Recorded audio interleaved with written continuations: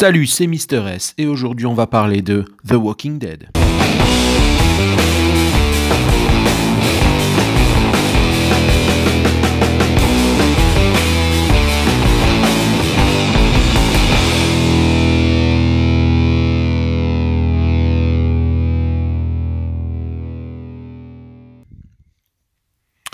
Et ça fait plaisir de se retrouver pour un nouvel épisode de Walking Dead après la pause hivernale, qui est passée plutôt vite en ce qui me concerne. D'habitude, l'attente me paraît plus longue, mais cette fois-ci, j'ai trouvé que c'était somme toute supportable. Il faut dire aussi que le cliffhanger de l'épisode 8 n'était pas non plus affolant. Mais bon, on est toujours content de retrouver cette série et j'étais quand même très curieux de savoir ce qu'allait faire notre ami Negan. Alors, plongeons-nous un peu tout de suite dans cet épisode pour le décortiquer un peu.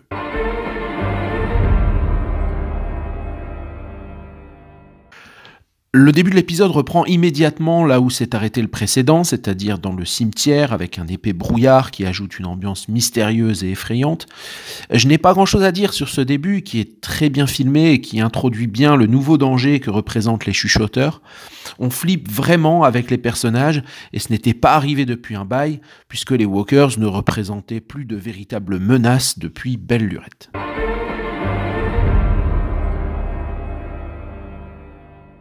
Pour moi, la partie la plus intéressante de cet épisode, c'est tout l'arc narratif qui concerne Negan, qui va faire une sorte de voyage initiatique qui semble le mener vers une forme de rédemption.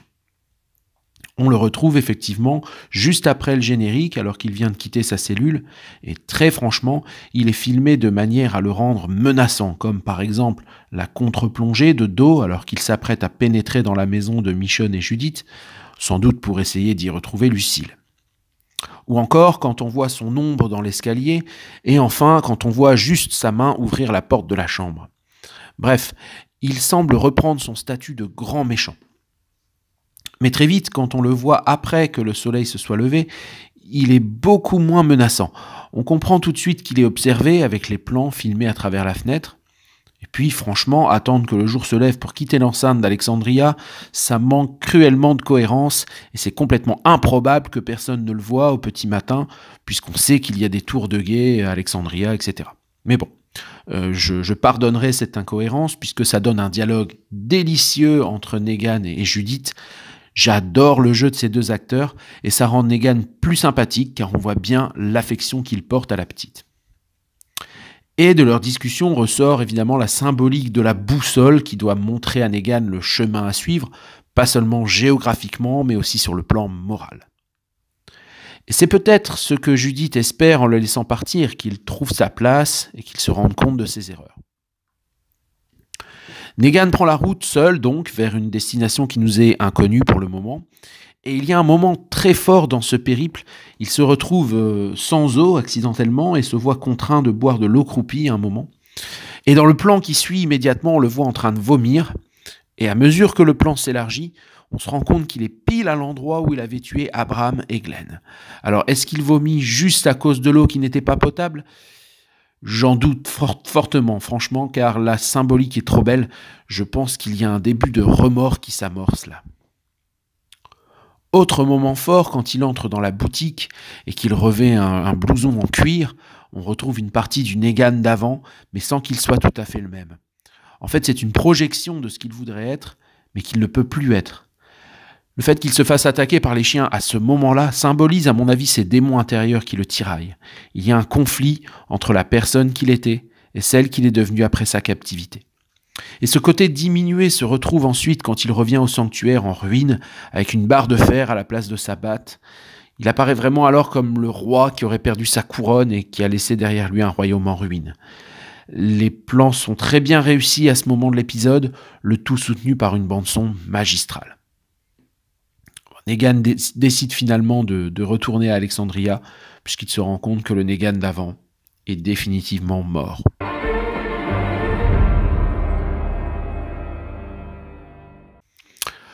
On passe au deuxième arc narratif de cet épisode qui concernait à la fois la réaction des habitants de la colline à la mort de Jésus et les chuchoteurs, bien évidemment. Alors, il y a une scène cool où Daryl et Michonne se font un groupe de walkers, parmi lesquels il y a des chuchoteurs, et ça c'est malin parce que du coup, À chaque fois qu'on voit des zombies, on se demande s'il n'y en a pas un dans le lot qui va se mettre à courir tout en dégainant une arme. Donc on a de nouveau ce sens de la menace, on flippe. Mais je trouve que le mystère est trop vite désamorcé. En 2 temps 3 mouvements, ils arrivent à capturer une femme qui a l'air complètement vulnérable et ça démystifie vachement la menace. C'est dommage, ils auraient pu attendre encore un épisode ou 2 peut-être, faire durer un peu le plaisir, laisser mijoter. Ça, au niveau scénaristique, je trouve que c'est dommageable. J'ai pas grand-chose à dire sur cette partie, du coup, qui était lente et de peu d'intérêt, j'ai trouvé.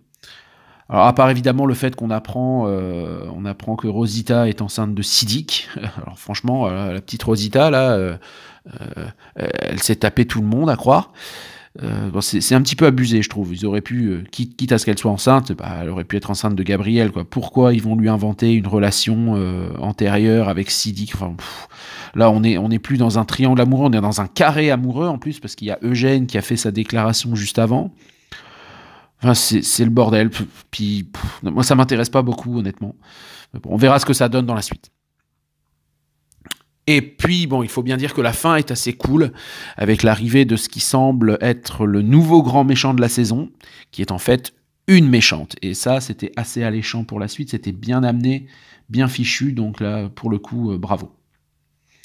Alors, pour conclure, je dirais que c'était un épisode correct, sans plus, mais ça met bien les choses en place pour la suite. Cependant, cet épisode n'est pas exempt de tout reproche en termes de rythme et de structure.